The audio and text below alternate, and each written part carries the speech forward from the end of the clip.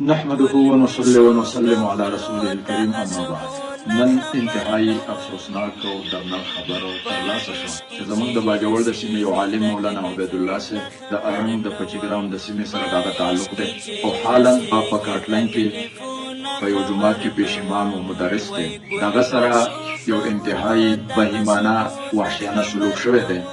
خپل شاګردانو ته د سبق په دوران کې یو شاګرد ته د بېادبۍ په وجه یا د سبق ته نه یادولو په وجه باندې هغه سرزنش ورکړی دی چې دا دغه تعلیمي حق هم دی او دا دغه شرعي او قانوني حق هم دی چې شاګرد ته به په دغسې موقع باندې خامخا سرزنش ورکولی کېږي. د هغې په نتیجه کې دغه طالب علم ورور راغلی دی او مولانا عبید الله صاحب باندې دړاډړ د چړو ګزارونه کړي دي او هغه یې په موقع باندې شهید کړی دی. واقعه ډېره دلخراشه ده، ډېر ظلم شوی، جبر شوی، سفاکیت او د درنده‌توب انتها شوې ده. موږ ته که په دې واقعه باندې یو طرف ته ډېر زیات درد رسېدلی دی، خفه یو، پریشانه یو، د واقعې مذمت هم کوو، د مولانا صاحب د خاندان سره د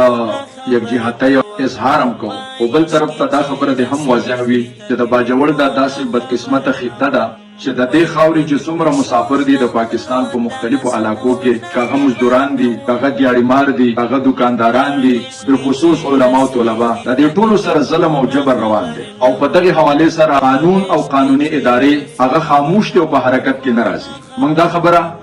واضحه کوو او مطالبه کوو او پر زور یې کوو، مؤثر انداز کې کوو چې د دې سیمې چې څومره خلک په بهرني علاقو کې هغې مسافر دي، حکومت د هغې ته قانوني تحفظ ورکړي. څوک چې د هغې سره ظلم کوي د ظلم روکتام دې وکړي او مخه دې ونیسي. بالخصوص علماء کرام، طلباء نظام چې هغه په مختلفو مدارسو کې دي یا په جوماتونو کې دي یا تدریسي فرایض سره انجام کوي،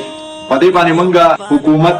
عوام خبرول غواړو چې دا قسم خلک نه لاوارثه دی او نه بې سهارا دی. د دې علماو په شا، د دې طالبانو په شا باندې الحمدلله دې وخت کې یو لوی علمي، مذهبي او دیني قوت شته دی. موږ مطالبه کوو مولانا عبید الله سره چې کومه واقعه شوې ده، د مردان چې کومه ضلعي انتظامیه ده، ډي سي دی، ډي پي او صاحب دی،